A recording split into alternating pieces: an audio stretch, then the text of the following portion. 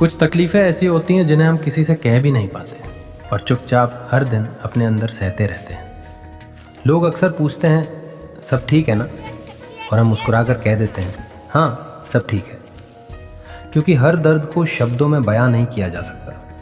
कुछ दर्द ऐसे होते हैं जो सिर्फ महसूस किए जाते हैं।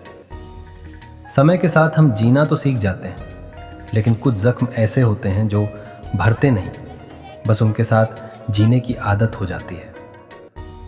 वीडियो पसंद आए तो एक लाइक ज़रूर करें।